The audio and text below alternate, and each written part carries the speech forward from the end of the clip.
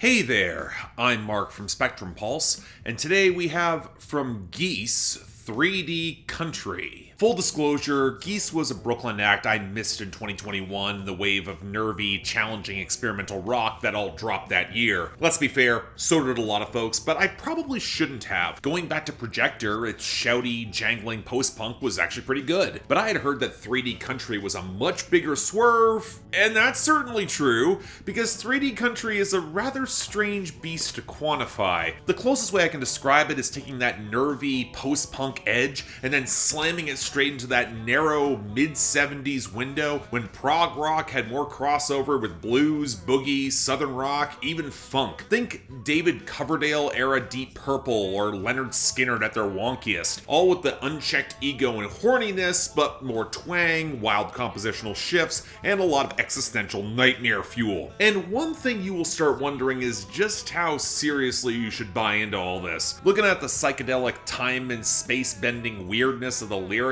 drenched in a lot of apocalyptic imagery set against an era-appropriate performance of masculinity in classic rock or southern rock, they seem somewhat self-aware about how utterly ridiculous and self-serving all this arrogance is, staring into oblivion and societal collapse in the face of very real catastrophes like of climate change now, alongside historical reflections that could have felt like the end times back then. But there's also this bizarrely optimistic tone in the framing that certainly wants to leverage all the power of that era. It's weird. It's amplified by the frontman Cameron Winter's vocals, which have this exaggerated Viagra Boys-esque timbre of kind of overselling all this, maybe to imply a parody, but there's also enough that reminds me of singers like Matt Bellamy of Muse or Anthony Kiedis or Julian Casablancas in the nasal belting that it could just be playing it straight and maybe kind of camp, especially compared to how that voice might have worked better in the genres on Projector. It leaves me with the weird feeling that a Brooklyn hipster band is doing a classic rock piss take just to stand out from the crowd, which is only amplified by the swaggering unreality of the content, but that also feels a little bit unfair, especially if you remember the weirder conceptual crannies of that era. I think my larger issue is that despite Geese's desire to amp up all the hooks and the flair, ratchet up the melodic kookiness up to 11, with some admittedly well-produced, warm, and solid production from indie veteran producer James Ford, it just doesn't feel as sticky or compelling for me. A lot of flash, but not a lot of soul or a strong emotional core. That is not saying this is bad by any means. Way back in my review of Fishin' for Fishies by King Gizzard and the Lizard Wizard, I talked about my, let's call them mixed emotions around this specific era of classic rock, and Geese are certainly a pretty fun band who have found a unique sound in this modern era for those who don't know the callbacks, and those who do know them will probably have a blast. I know a few classic rock nerds who would just utterly adore this, but it also hit kind of an odd note for me. It hasn't quite stuck the landing either, especially as the back half seems to get a lot more uneven. It's certainly